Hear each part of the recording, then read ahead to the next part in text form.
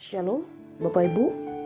Mari kita sama-sama merenungkan firman Tuhan di dalam kitab Ayub pasal 7 ayat 1-3. Beginilah firman Tuhan.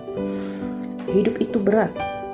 Bukankah manusia harus bergumul di bumi dan hari-harinya seperti hari-hari orang upahan? Seperti kepada seorang budak yang merindukan naungan, seperti kepada orang upahan yang menanti-nantikan upahnya. Demikianlah dibagikan kepadaku bulan-bulan yang sia-sia, dan ditentukan kepadaku malam-malam penuh kesusahan. Bapak Ibu, kita kembali merenungkan firman Tuhan di dalam kisah Ayub. Seperti yang kita ketahui, Ayub adalah orang yang kaya raya, saleh, dan bahkan menjauhi kejahatan. Tetapi dalam realita kehidupan, Ayub mengalami tantangan hidup yang begitu berat. Sehingga jika kita membaca di dalam Ayub di ayat 1 menyebutkan bahwa bukankah manusia harus bergumul di bumi dan hari-harinya seperti orang upahan.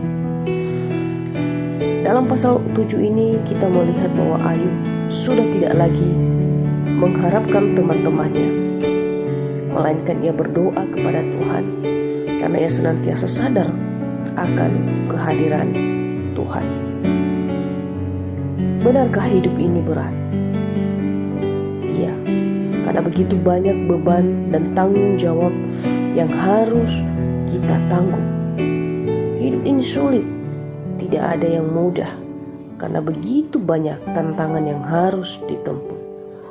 Hidup ini berat karena hidup di dunia ini butuh proses yang harus kita lewati. Karena kita seperti bejana di tangan tukang periuk.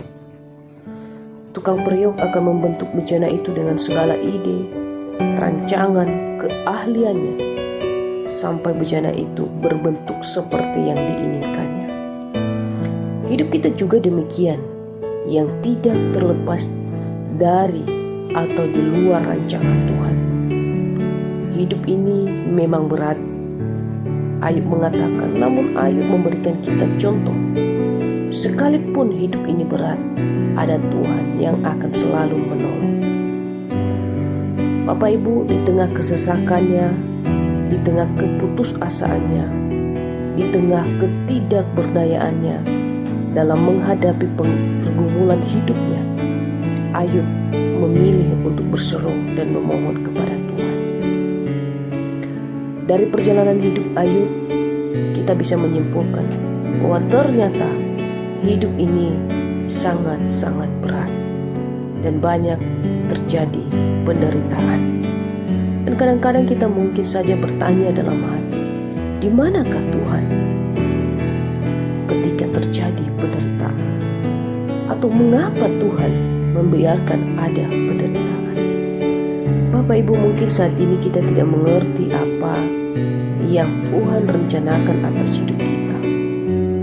Mungkin saja kita sedang mengalami kekecewaan, kedukaan, sakit hati, amarah, stres, depresi, sakit yang tidak kunjung sembuh, tidak mendapat jawaban doa, tidak memperoleh pekerjaan yang layak, bisnis tidak berjalan dengan baik, dirugikan orang lain, banyak hutang, rumah tangga yang berantakan, pergaulan buruk anak-anak, masalah jodoh, ingin mengakhiri hidup, dan masih banyak masalah lain. Tetaplah ingat bahwa Tuhan sedang melihat kita saat ini. Tuhan sedang menyertai kita. Tuhan sedang melihat perjuangan kita.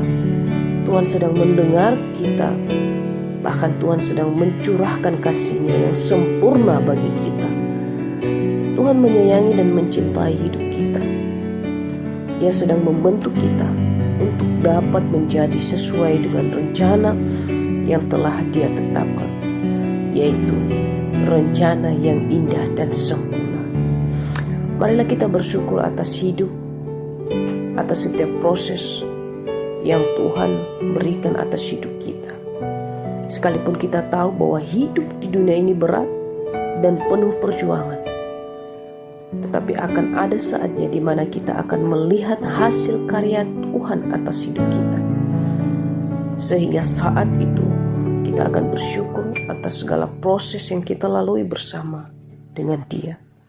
Kiranya firman Tuhan ini menjadi berkat untuk kita semua. Shalom, Tuhan Yesus memberkati. Amin.